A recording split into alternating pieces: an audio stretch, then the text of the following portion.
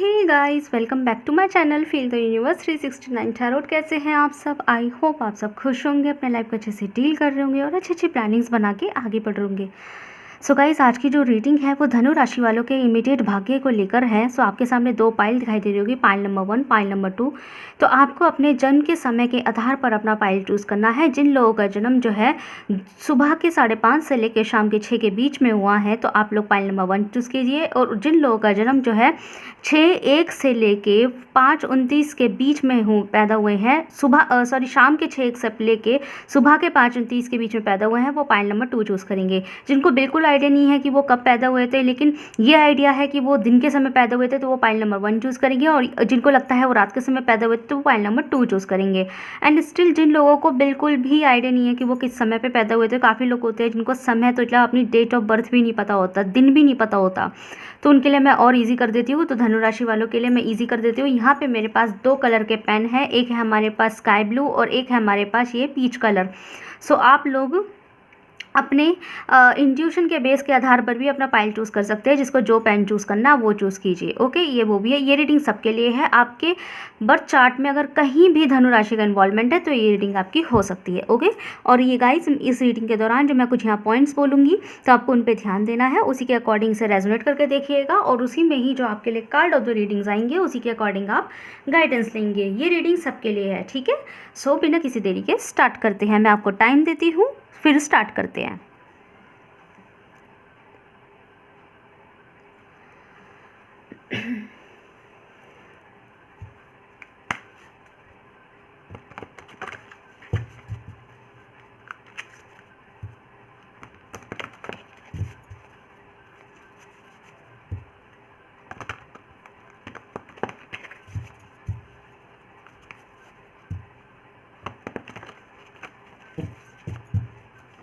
I hope आपने choose कर लिया होगा। सो स्टार्ट करते हैं।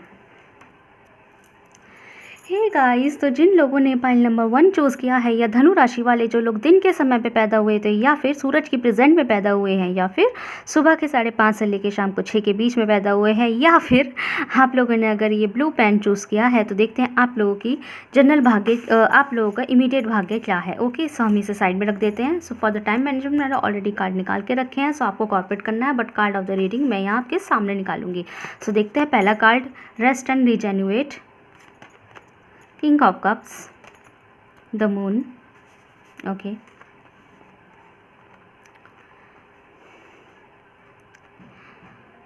4 नंबर यहाँ मुझे खास से दिखाई दे रहा है। ओके, ये आपसे कैसे भी रेजोनेट कर सकता है। 4 नंबर खास से है, 2 नंबर खास से है, बट 4 नंबर की एनर्जी यहाँ बहुत ज़्यादा है। ओके, 44 44 44 444 इस तरीके से। सो गाइज़, यहाँ पे ऐसा दिखाई दे रहा है कि आप लोग, अगर मैं जनरल भाग्य की बात करूँ, सो गाइज़ इस वक्त का जो मुझे आपका इमीडिएट जो एनर्जीज़ या इमीडिएट जो प्रेजेंट लाइफ आपकी ऐसी दिखाई दे रही है कि आपने ना सब चीज़ें भगवान पे छोड़कर, या फिर जिन लोगों को भी आप मानते हैं उन पे आपने छोड़कर या किस्मत पे छोड़कर जो है ना अपना संन्यास ले लिया है। संन्यास का मतलब मैं ये नहीं कहती कि आप कुछ नहीं कर रहे हैं, निकम्मे हो गए हैं। संन्यास का मतलब यहाँ पर ये है कि जैसे कुछ लोग ना ये सोच के एफर्ट लेते हैं और अपना एस्ट्रोलॉजिकल चीज़ें करते हैं, इनको दिखाना उनको दिखाना, हाथ पढ़वाना, ये सब चीज़ें होते हैं, है ना। लेकिन अब आप कैसे हुआ, आपने सब चीज़ें किस्मत के भरोसे छोड़ दी है। क्योंकि यहाँ पे मुझे ऐसा दिखाई दे रहा है कि आपने मेहनत करके देख लिया है, मेहनत करके देख लिया। काफ़ी लोगों के लिए मुझे यहाँ पे धनु राशि वाले अपनी लव लाइफ से डील करते हुए दिखाई दे रहे हैं, जिसमें आप लव लाइफ की तरफ से ज़्यादा ऐसा हारा हारा सा महसूस कर रहे हैं। मैं ये नहीं कह रही कि करियर से नहीं कर रहे, करियर से भी आपको प्रॉब्लम है, लेकिन लव लाइफ का सिचुएशन इस वक्त रिसेंट हो सकता है या मेजरली हो सकता है। तो आपको कहीं ना कहीं ऐसा लग रहा है, पाइल नंबर 1 धनु राशि वाले, आपको ऐसा लग रहा है रिसेंटली कि जो है ना किस्मत के भरोसे छोड़ दिया गया है। मैं तो बस एफर्ट कर सकता हूँ, जेंडर स्पेसिफिक नहीं है। हम तो सिर्फ मेहनत कर सकते हैं, एफर्ट कर सकते हैं, बाकी अब उसका जो रिज़ल्ट है वो तो मेरी किस्मत ही मुझे देगी। मैं क्या डिज़र्व करती हूँ, क्या डिज़र्व नहीं करते हम, वो चीज़ तो मुझे मेरी किस्मत ही दे सकती है। क्योंकि मैं इससे ज़्यादा क्या करूँ, बहुत दिखा लिया, बहुत देख लिया। अब जो है ना, अब मुझे ना तो किसी पे बिलीव है, ना ये ना वो। मेरी जो पूरी की पूरी जो सिचुएशन है वो अब ऊपर वाले के भरोसे हो चुकी है। मैं अब ज़्यादा दिमाग नहीं मारना चाहती या मारना चाहता। मैं ज़्यादा ना मुझे किसी को कोसना, ना मुझे खुद को कोसना। मैं जो डिज़र्व करती होंगी या करता होऊंगा तो हो जाएगा, अब जो होगा देखा जाएगा। लाइक मुझे आपकी इस तरह की सिचुएशन दिखाई दे रही है, इस तरह के मेंटल लेवल आपकी मुझे दिखाई दे रहे हैं। ठीक है, ऐसा है यहाँ पे।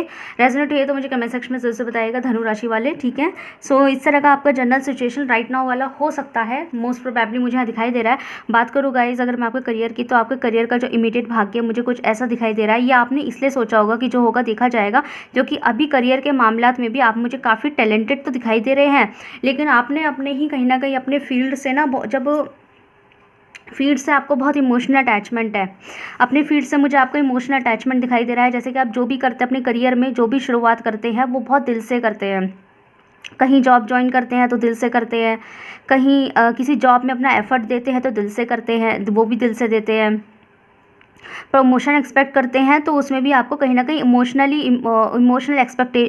एक्सपेक्टेशंस होती है कि हाँ मैं डिज़र्व करती हूँ, मैं डिज़र्व करता हूँ, तो ये मुझे ज़रूर से मिलेगा और मुझे मिलना भी चाहिए, लाइक दैट। और जब वो चीज़ें नहीं होती तो आपकी एक्सपेक्टेशन कहीं ना कहीं खो जाती है। आपको ऐसा लगता है कि मैंने क्यों उम्मीदें रखी, मुझे उम्मीदें रखनी ही नहीं थी, क्योंकि हम लायक हैं, हम अपने को लायक समझते भी हैं, बट सामने वाला मुझे लायक नहीं समझ रहा। या फिर ये भी हो सकता है सामने वाले को भी पता है कि आप लायक है, करियर के मामले में बात कर रही हूँ, सामने वाले को भी पता है कि आप लायक है, आपके बॉस को भी पता है, लेकिन ऐसा क्या सिचुएशन हो जाता है कि मुझे वो चीज़ें नहीं मिल पाती जो मैं डिज़र्व करती हूँ या मैं डिज़र्व करता हूँ। मेरे नौकरियों में प्रॉब्लम आ जाती है, मेरी ये प्रॉब्लम आ जाती है। लाइक जैसा भी मैंने बोला कि लाइक हर जगह जो है ना ऐसे काम में साथ देते हैं, ऐसे एफर्ट लेते हैं जैसे वो बिल्कुल उसे अपना मान के। विच मीन्स अगर कोई ऑफिस है, फॉर एग्जाम्पल अगर आप एक डॉक्टर है और डॉक्टर में आप किसी हॉस्पिटल में काम करते हैं और हॉस्पिटल में एक आपका अपना कैबिन होगा, है ना, तो आप उस कैबिन को ऐसे लेके चलते हैं, उस कैबिन, और उसमें आप बैठते हैं और उसमें आने वाले पेशेंट्स, उनका इलाज, उनको आप इतना सीरियस लेके चलते हैं कि ये कोई बाहर का हॉस्पिटल नहीं, आप किसी की नौकरी निकल ले, बल्कि ये आपका खुद का हॉस्पिटल है और आपकी खुद का क्लिनिक है। वो कैबिन आपका खुद का कैबिन है, मतलब जिसको आपने मेहनत से बनाया है और आप उसके अंदर एफर्ट भी ऐसा डाल रहे हैं जैसे कि ये हॉस्पिटल ही आपने खड़ा किया है। इसकी जिम्मेदारी आपके ऊपर है, लाइक इतनी मेहनत आप दे देते हैं। लेकिन बाद में जो उस हॉस्पिटल का मालिक है या फिर हॉस्पिटल के जो लोग हैं वो आपको ये रियलाइज़ करवा देते हैं कि आप यहाँ पे सिर्फ वर्कर हैं। फिर कहीं ना कहीं आपका दिल टूट जाता है कि मैंने जो इतनी मेहनत करी थी उसका क्या। जब आप ये देखते हैं कि वो कैबिन जिसको आपने किस वक्त अपना माना था, उसको डेवलप किया था, उसके अंदर 100% मेहनत दी थी, कल उसी सीट पे कोई और एम्प्लॉय आके बैठ गया, कोई और डॉक्टर एम्प्लॉय, कोई और जो है डॉक्टर जो है वहाँ रिक्रूट हो गया, उसका सिलेक्शन हो गया और आपकी जगह वो बैठा है और आप चलते बने। ठीक है, तो उस बॉस के लिए ना आप एक एम्प्लॉय थी, जिस जॉब को आपने बहुत अटैचमेंट दे दिया था, उस बॉस के लिए आप सिर्फ एक एम्प्लॉय थे, तो गलती आपकी रही है। तो कहीं ना कहीं मुझे आपकी किस्मत इस तरह की दिखाई दे रही है। तो गाइस आपका इमीडिएट भाग्य मुझे भी राइट नाउ तो ऐसा ही दिखाई दे रहा है कि इमीडिएट भाग्य में ना आपको मिलेगा ज़रूर, लेकिन अभी थोड़ा देरी से मिलेगा। ठीक है, अभी थोड़ा मुझे देरी से मिलता हुआ दिखाई दे रहा है, अभी थोड़ा सा और निराशाजनक, मतलब आपको अभी थोड़ा और सब्र बनाने की ज़रूरत है। यहाँ पे मैं बोलूँगी करियर के मामलात में आपको अपना अभी थोड़ा और सब्र बनाना है, थोड़ी सी और मेहनत करनी है, और थोड़ा सा एक एडवाइस भी दूंगी कि अपना इमोशनल अटैचमेंट उस जॉब के प्रति करना ख़त्म कर दीजिए। आपको यहाँ एक्शन टेकर बनना है, लेकिन अपने एटीट्यूड को थोड़ा सा स्ट्रिक्ट करना पड़ेगा। इन केस इंस्टेड ऑफ कि आप जो है इमोशनल अटैचमेंट्स दिखाए, उससे बेहतर है कि आप एक स्ट्रेट फॉरवर्ड इंसान बने। ठीक है, तो इमीडिएट भाग्य में मुझे आप जो है ना स्ट्रेट फॉरवर्ड एनर्जी में जाते हुए दिखाई दे रहे हैं, अपने करियर के हवाले से स्ट्रेट फॉरवर्ड एनर्जी में जा रहे हैं। कहीं ना कहीं आप अटैचमेंट्स को ख़त्म कर रहे हैं, चीज़ों को बदल रहे हैं, खुद को जान रहे हैं। लेकिन अभी इमीडिएट भाग्य में कुछ 2 महीने तक की ये मुझे एनर्जी दिखाई दे रही है, 2 से 4 महीने तक अभी आपका वही रेस्टिंग पीरियड चलने वाला है करियर के हवाले से। ओके, रेस्टिंग पीरियड है अभी आपका, थोड़ा सा बाकी है। ठीक है, हो सकता है अगर कोई एग्जाम दे रहे हैं तो रिजल्ट लेट आए आपका। ठीक है, लेकिन यहाँ पे है कि आपके लिए अच्छा है, सब कुछ अच्छा है, लेकिन आपको बैलेंस करना पड़ेगा। ठीक है, ये चीज़ है। दूसरी चीज़ यहाँ पे आपके, अगर मैं लव लाइफ की बात करूँ तो गाइज लव लाइफ के मामलात में मैंने कहा था ना कि हो सकता है मेजरली यहाँ लव लाइफ की प्रॉब्लम हो, तो लव लाइफ के मामलात में तो मुझे ऐसा दिखाई दे रहा है साफ क्लियर एनर्जी कि यहाँ पे आपकी जो मेहनत होती है, जैसे एक प्यार को कैसे संभाला जाता है, एक प्यार के लिए कैसे खुद को न्यौछावर किया जाता है, वो एनर्जी कहीं ना कहीं आपकी वेस्ट हुई है, मतलब वो चीज़, वो एफर्ट आपका कहीं ना कहीं वेस्ट हो गया है। विच मीन्स कि आप अपने पर्सन के लिए इतने सालों से, इतने महीनों से जो है उनको संभाल रहे थे, इस रिश्ते को संभाल रहे थे, और उन्होंने 1 मिनट में आके कह दिया कि ना it's not working any more, मतलब कि ये नहीं चल पा रहा है, छोड़ो, अगर इतना ही प्रॉब्लम है तो ये वो। 1 मिनट, मतलब ब्रेकअप होने में 1 मिनट नहीं लगाया। आपका वो प्यार, वो एफर्ट, सब चीज़ें धरी की धरी रह गई। जब वो इंसान अपनी पे आया तो उसने एकदम से ब्रेकअप कर दिया। जो चीज़ आप अभी तक संभाल रहे थे उस बंदे ने आके एकदम से तोड़ दिया। यहाँ पे मुझे आपके बंदे की तरफ से आई हुई ज़्यादा चीज़ें दिखाई दे रही है। एकदम से आपको जता दिया कि आप वर्थी नहीं थे, एकदम से आपको जता दिया कि मुझे अब नहीं रहना। लाइक मुझे यहाँ पे आपका एनर्जी इस तरीके से दिखाई दे रहा है। और आपके साथ क्या हुआ, आप चले गए इमोशनल ड्रॉबैक, एंजाइटी इश्यूज़ आपको हो गए, आपको एंजाइटी में, अब डिप्रेशन में चले गए। काफ़ी लोग मुझे डिप्रेस्ड भी दिखाई दे रहे हैं अपनी लव लाइफ को लेके। और आप अपनी किस्मत को ही कहने लग गए कि मैं क्या करूँ। मैंने तो जो हो सकता था, एक रिलेशनशिप में इंसान कितना एफर्ट कर सकता है, किसी को कितना प्यार कर सकता है, किसी को कितनी लॉयल्टी दे सकता है, वफा दे सकता है, उसकी हेल्प कर सकता है, फाइनेंशियल हो या सोशल हो, जिस तरीके मतलब एक रिलेशनशिप में एक पार्टनर अब एक दूसरे के साथ कैसे निभा सकता है, मैंने तो वो सब करने की कोशिश करी है विद लॉयल्टी, एवरीथिंग उन्होंने, आपने उनके लिए सब कुछ किया है। और जब इस पर्सन के ऊपर बात आई कि जब ये इनकी करने की बारी आई तो इन्होंने क्या किया, ये ऊब गए, इनको जो है ना बोझ लगने लगा, ठीक है। और आप जो सवाल जवाब करने लगे होंगे इनसे कि तुम ये क्यों नहीं करते, जैसे मैं प्यार कर रही हूँ तुम क्यों नहीं कर रहे, लेकिन अगर तो आपने थोड़ा बहुत सवाल जवाब भी किया होगा तो ये उब गए, इरिटेशन होने लगी। जब मामला आया ना इनके ऊपर तो इन्होंने उल्टी चीज़ें करी। आपने रिश्ता संभाला और ये छोड़ के चलते बने, क्योंकि इनसे हैंडल ही नहीं हुआ। आप हैंडल कर रहे थे, इनसे हैंडल नहीं हुआ। तो काफ़ी लोगों के लिए मुझे यहाँ पे ऐसा दिखाई दे रहा है। तो ये आपके रिसेंट हो सकता है, लेकिन मैं अगर बात करूँ आपके भाग्य की, लव लाइफ के भाग्य की, तो मैं गाइस बता दूँ कि जिन लोगों के साथ अभी ऐसा नहीं हुआ है ना, तो वो भी चांसेस हैं अभी काफ़ी लोगों के लिए। यहाँ पे आपकी जो लव लाइफ है वो भी उसको लेके आपको अभी बहुत लोग जो है भाग्य, लव लाइफ के भाग्य से अभी आपके बहुत लोग जिनको आपने अपनी लव लाइफ के बारे में शेयर कर रखा होगा, या फिर जो मैरिड अगर आप होंगे तो अभी तो बहुत लोग हैं जो आपको ही सुनाएंगे इस बात को लेके कि आपने ही चूज़ किया था ऐसा इंसान। क्योंकि मुझे काफ़ी लोग ऐसे दिखाई दे रहे हैं कि इमीडिएट भाग्य में सिर्फ प्रॉब्लम आपकी जॉब को लेकर नहीं है, प्रॉब्लम आपकी लव लाइफ में भी क्रिएट होगी। ये समय ही ऐसा होगा जिसमें आपका मौन व्रत धारण करना बेटर होगा। ये आपका इमीडिएट भाग्य है।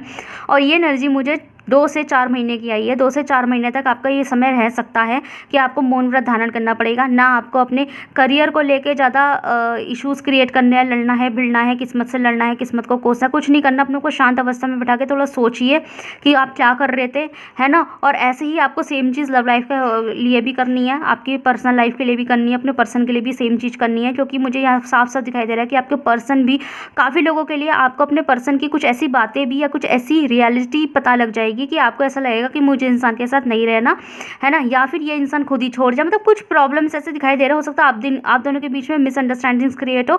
और काफ़ी लोगों के लिए, जो लोग यहाँ मैरिड है, आप ही लोगों को ना अपने परिवार से डांट भी पड़ने वाली है कि भाई तुमने ही चूज़ किया था उसे, ये है वो है, तुम जो झेल रहे थे, तुम ही चूज़ कर रहे थे। जो लोग यहाँ पे लव मैरिज करके बैठे हुए हैं, यहाँ पे ये हो सकता है। But guys again I am saying कि ये सब इमीडिएट भाग्य है, 2 से 4 महीने का हो सकता है, उसके बाद सारी चीज़ें वापस फिक्स भी हो जाए, ठीक है। अगर ये जो प्रेजेंट एनर्जीज आपसे मैच हुई है तो ये भाग्य आपसे मैच होने के चांसेस है, ठीक है। सो लेट्स सी आपका कार्ड ऑफ द रीडिंग क्या है। सो आई एम वेरी मतलब मैं अपसेट हो गई आपकी ये फिलहाल का भाग्य देख के, मुझे अच्छा नहीं लगा।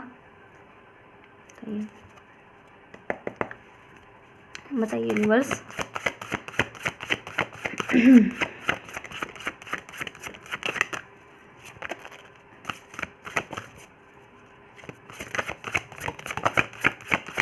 क्या कार्ड ऑफ द रीडिंग है फॉर पाइल नंबर 1 धनु राशि वाले। स्ट्रॉन्ग क्लैरिफिकेशन के साथ बताइएगा। Give me 1 card.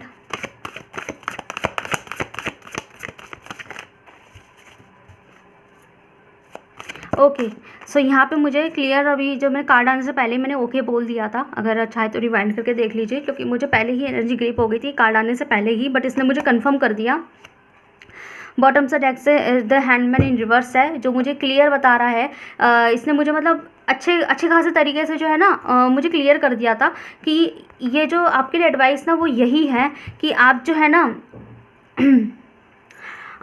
चीज़ों को, मैं ये नहीं कहूँगी किस्मत के भरोसे छोड़िए, पर आप जो अभी कर रहे हैं ना वो आप सही कर रहे हैं, ठीक है। इसमें कोई अलग से एडवाइस नहीं है, क्योंकि आप अभी जो कर रहे हैं, अगर आपने अभी चूज़ किया है ना कि मुझे किसी भी तरीके के कोई एक्शन नहीं लेने, चाहे ना लव लाइफ के हवाले से ना मुझे करियर के हवाले से, बस ये है कि मुझे अभी जो करना है, अभी सिर्फ ये है कि मैं वेट करूँ चीज़ों को सब्र बनाऊँ चीज़ों के लिए।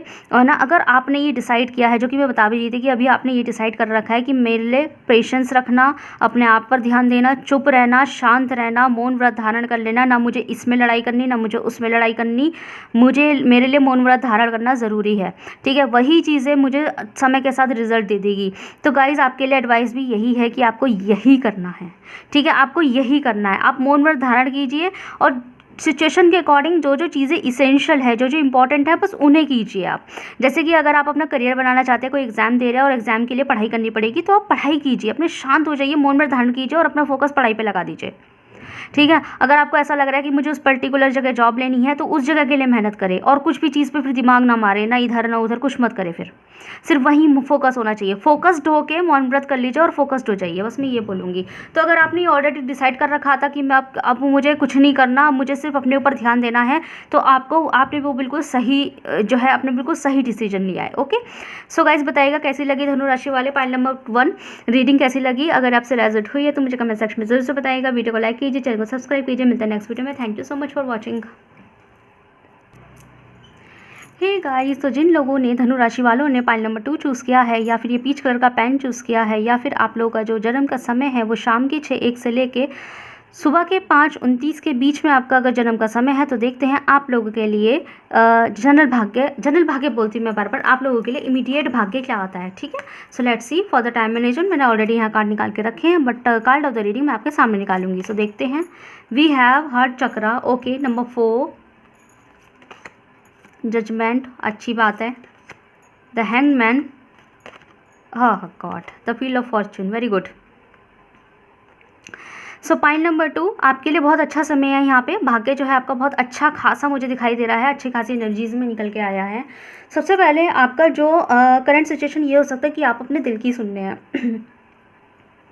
एक होता दिल की सुनना, एक होता दिमाग की सुनना, बट यहाँ पे आपने अब अपनी दिल की सुनिए। पहले आप अपने दिमाग की सुन रहे थे, ठीक है, दिमाग की सुन रहे थे, या फिर जनरल चीज़ों की या लोगों की सुन रहे थे, और उसमें आप क्या हुआ आपके साथ हुआ कन्फ्यूज़न क्रिएट हुआ। अब आप अपने दिल की सुन रहे हैं और यहाँ पे आपने खुद को एक ग्रीन फ्लैग दे दिया है कि अब आगे बढ़ना है, पीछे मुड़ के नहीं देखना है, ठीक है। और आप जो है ना अपने हार्ट चक्रा पे आपका हो सकता है कब इससे पहले जो है आपका हार्ट चक्र ब्लॉक होगा, बट अब जो है ना रिसेंटली आपका हार्ट चक्रा जो है ना अब ओपन हो रहा है। और ये भी कुछ लोगों के लिए ये है कि अगर अब तक ब्लॉक था आपका हार्ट चक्रा, तो अब जाके वो ओपन हो जाएगा, आपका इमीडिएट भाग्य में आपका हार्ट चक्र ओपन होगा।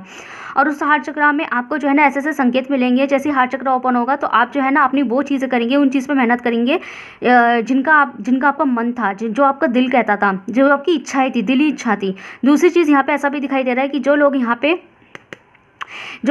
जो है ना, सिर्फ ऐसा नहीं है कि अपने मन का कर रहे हैं कि नहीं कर रहे, जो लोग यहाँ पे अगर ज़्यादा फोकस लगा के चीज़ें नहीं कर पा रहे थे, तो अब आप अपने काम के अंदर मन लगा के काम करेंगे। अब आप अपने काम को मन लगा के करेंगे, ठीक है।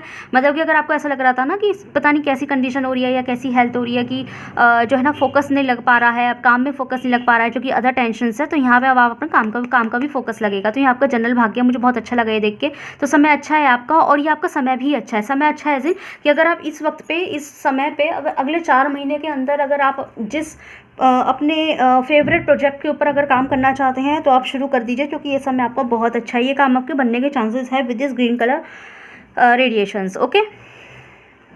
दूसरी चीज़ यहाँ पे बात करूँ मैं आपके करियर की, तो यहाँ पे मुझे करियर के मामला में बहुत अच्छा दिखाई दे है। करियर में आपको विदिन मैं ये बोलूँगी यहाँ पे 20 हफ्तों के अंदर 20 हफ्ते का आप हिसाब लगा लीजिएगा कि कितने महीने बनते हैं। 5 महीने का हिसाब बनना है यहाँ पे। तो जो ना 20 हफ्तों के अंदर मुझे आपके लिए, आपके जो करियर का मामला था ना, करियर का अगर प्रॉब्लम चल रहा था, तो वो आपका स्टेबल होता हुआ दिखाई दे रहा है, वो भी परमानेंसी के साथ में। परमानेंसी एज इन कि थोड़ा अप्स डाउन्स तो आते रहते हैं, लेकिन आपको पता लग जाएगा कि आपको क्या करना है, और आपको वो चीज़ मिल भी जाएगी, और वो हमेशा के लिए मिलेगी। विच मीन्स कि अगर यहाँ पे जो स्टूडेंट है, किसी कॉलेज में एडमिशन लेना चाहते थे या कुछ करना चाहते थे, ठीक है, एडमिशन वगैरह लेना चाहते थे, तो वो आपको मिल जाएगा, ठीक है। अगर वो चाहते थे कि आपको ऐसी जॉब मिल जाए जिसको बार बार कहीं छोड़ के, बार बार ट्रांसफर ना लेना पड़े, पोस्टिंग ना लेना पड़े, या छोड़ के ना जाना पड़े, तो आपको एक स्टेबल जॉब मिलेगी जहाँ पे आप काम करेंगे। और जो लोग यहाँ पे कुछ ऐसी चीज़ों की तैयारी कर रहे थे कि आप गवर्नमेंट लेना चाहते हैं, है ना, या कि ज़िंदगी भर का जो है मेरा रगड़ा ही खत्म हो जाएगा, तो आपको वो चीज़ भी मिल जाएगी। मैंने कहा ना, जो मिलेगा करियर में आपको परमानेंसी के साथ पार्ट मिलने वाला है वो आपके साथ जुड़ जाएगा, आपकी लाइफ के साथ जुड़ जाएगा। यहाँ पे से दिखाई दे रहा है, मतलब कहते हैं ना कि बस हो गया घूमना घामना, अब आपको स्टेबिलिटी दी जाए, तो स्टेबिलिटी मिलती हुई दिखाई दे रही है, एक जजमेंट आपको मिलता दिखाई दे रहा है। दूसरी चीज़ यहाँ पे आपको वो मिलेगा जो आप डिजर्व करते हैं। अगर आपको कहीं भी ऐसा लग रहा होगा ना कि मतलब आपने इतनी मेहनत करी अपनी पढ़ाई लिखाई में, पर जॉब में सैलरीज आपको सेटिस्फाइड नहीं मिलती, कि जो आपको जॉब में जैसे आपको जॉब करते हैं उसमें सैलरी से आप सेटिस्फाइड नहीं होते कि यार मैंने इतनी मेहनत करती हूँ, इतनी मेहनत करता हूँ, मुझे सैलरी इतना अच्छा क्यों नहीं मिलता, मेरा इनकम इतना अच्छा मुझे कोई ऐसी सैलरी क्यों नहीं ऑफर करता जैसे मेरे लोगों को कर दी जाती है। तो यहाँ पे आपकी वो शिकायतें भी खत्म हो जाएगी, क्योंकि आपको परमानेंसी के साथ में वो मिलेगा जो आप डिजर्व करते हैं। ठीक है, यहाँ पे बहुत अच्छी एनर्जीज आई हैं आपके करियर के मामले में। सो कॉन्ग्रेचुलेशंस। ओके, बात करूँ मैं लव लाइफ की, तो लव लाइफ के अंदर तो और भी अच्छी एनर्जी आई है। वो ये है कि अब आपका लव लाइफ का समय जो है बदल रहा है, चक्रा घूम रहा है। और साफ साफ मैं बता दूँ, आपका कोई ना कोई कर्मा रिलीज भी हुआ है, बैड कर्मा रिलीज हुआ है, और जो पॉजिटिव कर्मा है वो आपके सामने आएगा। विच मीन्स यहाँ पे अगर आप अभी तक अपने लव लाइफ को लेके हैंग थे, आपको समझ नहीं आ रहा था मैं क्या करूं, आप अपनी लव लाइफ समझ में नहीं आ रही थी, चाहे आप मैरिड है चाहे अनमैरिड है, आपको बिल्कुल क्लियरिटी नहीं थी अपने लव लाइफ के हवाले से कि मुझे क्या करना चाहिए, मुझे एक्शन लेना है, मुझे नहीं लेना है, ये शादी होगी नहीं होगी, ये जिससे शादी कर लिया ये इंसान मेरे लिए सही है कि नहीं है। लव लाइफ में परेशान चल रही थी ना गाइस, मैं सच बता दूँ, आपका ना लव लाइफ को लेकर ना आपको पूरा नजरिया चेंज होने वाला है। विद दिस हैंगमैन कार्ड आपका पूरा नजरिया बदलेगा। अब आप अपने लव लाइफ को जो है ना, ये प्यार मोहब्बत की जो बातें होती है उसको आप नए नज़रिए से देखेंगे। मैं ये नहीं कह रही कि प्यार नया होगा या मोहब्बत नहीं होगी, मैं इसकी बात नहीं कर रही, मैंने बोला नज़रिया नया हो जाएगा।